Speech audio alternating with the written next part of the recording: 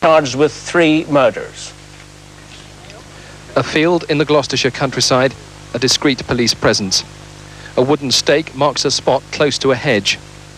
Less than a mile from here, Frederick West's boyhood home and the house he lived in again briefly as an adult. This location and his former home at number 25 Midland Road, now the most likely sites for the next stage of the police investigation. Professor Bernard Knight, the Home Office pathologist, emerged from the house this afternoon. For him, the difficult task of identifying yet more remains. This woman lived in the house 60 years ago. She now lives in Wales, but hearing of the discoveries, felt compelled to return. It all brought back such a lot of memories. I just wanted to come and have a look and see what it was like now. And now you're here, what's going through your mind? Terrible, isn't it? How can anybody... That young girl, it breaks my heart. At the magistrates' court, Frederick West was again remanded in custody, charged with 3 murders. Huge press interest, this story now being told around the world. Richard Liddon, Sky News, Gloucester. An expert from the Missing Persons Bureau was one of the visitors at Cromwell Street today. The Bureau's been flooded with calls since police announced that missing women might be buried at the house. The charity handles about 30,000 calls a year from anxious people trying to trace their relatives. It's also been trying to track down Frederick West's first wife. So far, nationwide publicity has failed to trace Catherine Costello, who apparently went to live in Lanarkshire about 15 years ago. A nationwide search for Catherine Costello is now centred on Scotland. She's believed to have moved there more than 15 years ago and was thought to be living in the town of Coatbridge in Lanarkshire. Posters are being used to jog people's memories, but those in the area who knew her can scarcely remember what happened to her. I think maybe she left home or something like that, you know, and went down and met him somewhere down in England, you know, and then came back up here. Maybe that was the case, I don't know. At the headquarters of the Missing Persons Bureau in London, calls on a special helpline have been coming in at the rate of 1,200 a day. But so far, information on Catherine Costello has been hard to come by. Unfortunately, a very small response. We're just hoping we'll get that right call to say where somebody thinks they might have seen her. But unfortunately, the photograph is a very old photograph, and of course she could have changed her name.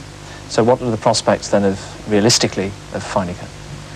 I think they're fairly remote, but there might be just a chance somebody will remember something. The Bureau will continue to staff the telephone lines 24 hours a day in the hope that the crucial piece of information will be forthcoming. Paul Newman, Sky News. It's 26 years since Mary Bastholm disappeared. She was last seen waiting for a bus just outside the city centre. She'd missed the one she'd hoped to catch. That could have cost her life. She was never to be seen again. A nationwide hunt was launched for her, but no trace was found. After the years went on, her family started to despair. You have to hold out a glimmer of hope, but I think the hope fades fast over the years. And you come to realise perhaps that something very serious has happened to her. Hey baby, were you sleeping? Oh, I'm sorry, but I've been really missing you.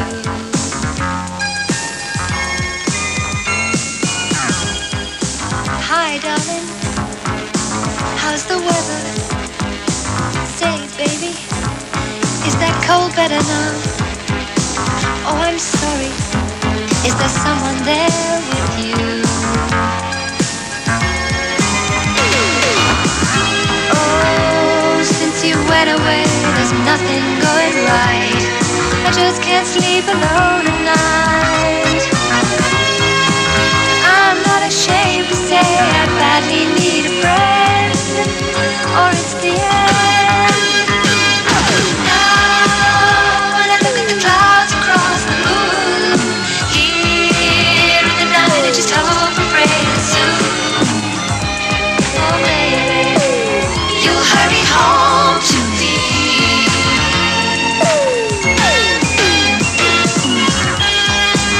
Hi darling, the kids say they love you. Hey baby, is everything fine with you?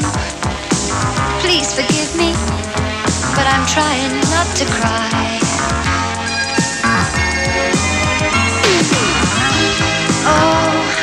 got a million different offers on the phone, but I just stay right here at home.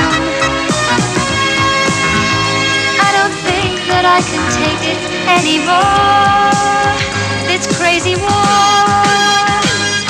Now when I look at the clouds across the moon, here in the night I just hope and pray that soon, oh darling, you'll hurry home to me.